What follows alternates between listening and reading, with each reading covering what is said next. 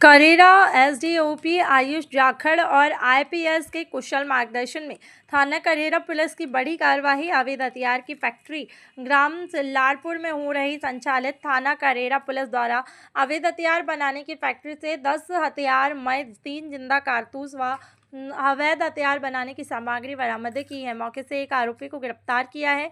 इनकी भूमिका थाना प्रभारी निरीक्षक विनोद छावई, धर्मेंद्र गुर्जर, पंचोरी, सत्येंद्र सिंह, हरेंद्र गुर्जर, सुरेंद्र रावत, राधेश्याम सिंह जादौन, जितेंद्र कुमार, संदीप चौहान आदि। मामला क्या है, किस तरीके से सफलता पुलिस ने प्राप्त की, बताएं। सबसे पहले तो इस प्रेस ब्रीफ में आने के लिए आप सबका धन्यवाद।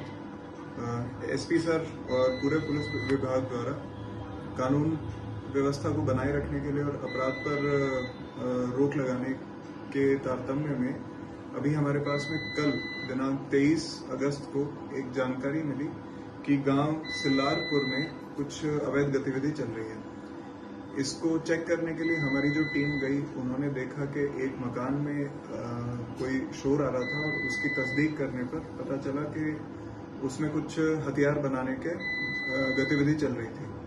जब चेक किया गया तो वहां पर एक व्यक्ति पकड़ा गया और दूसरा वहीं मौके से फरार हो गया। उस पकड़े हुए व्यक्ति का नाम प्रताप सिंह विश्वकर्मा, जो कि यूपी का निवासी है। उसके पास से हमें कुछ हथियार मिले, जिनमें कि 315 बोर के 6 तैयार हुए हुए कट्टे और 3 ऐसे कट्टे जो कि तैयार होने की स्थिति में थे, और साथ में 12 बोर की एक बंदूक, उसकी नली और अन्य बॉडी पार्ट्स। इसके अलावा हथियार बनाने के बाकी सारे सामान।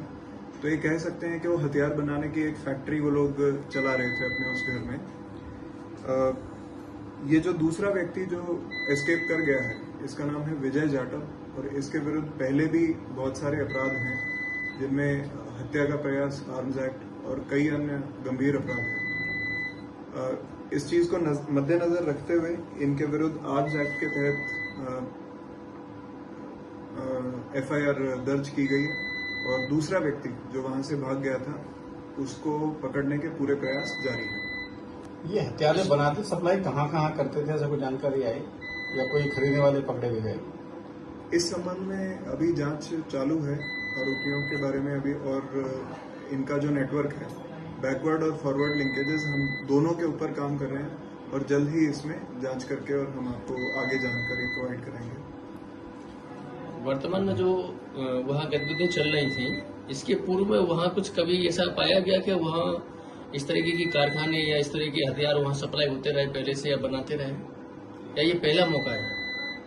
इस गांव में पर्टिकुलरली आर्म्स एक्ट को लेकर के ऐसा कोई बहुत मेजर हमारे पास में जानकारी नहीं थी, पर हाँ, वहाँ पर कुछ अपराधों की हिस्ट्री रही है, मगर आर्म्स एक्ट और इस बड़े स्केल पर ऐसी पहली कार्रवाई हुई है। इसका आपराधिक रिकॉर्ड पहले से ही जी, आरोपी का इस आरोपी के खिलाफ पहले 7 अपराध कायम हो चुके हैं, जिनमें कुछ गंभीर प्रवृत्ति के हैं, हत्या का प्रयास, आर्म्स एक्ट और इस तरह के कई अपराध। कुल कितने आरोपी इसमें हैं? 2 आरोपी, दोनों गिरफ्तार हो चुके हैं। एक गिरफ्तार हो गया है, वो दूसरे की गिरफ्तारी के लिए प्रयास जारी है। ठीक है।